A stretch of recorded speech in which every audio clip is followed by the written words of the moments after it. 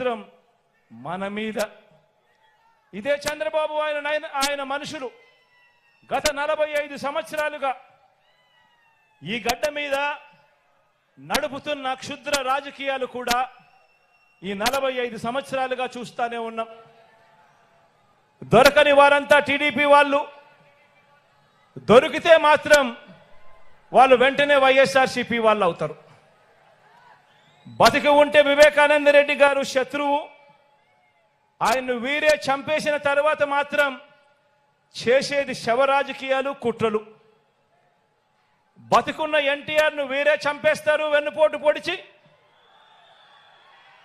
చనిపోయాక వీళ్ళే ఎన్టీఆర్ శవాన్ని లాక్కుని విగ్రహాలు ఊరూరా పెట్టి దండలు వేసి దండం పెడుతున్నారు. ఒకసారి గమనించండి, వీరికున్న వాల్యూ సిస్టమ్స్ అనే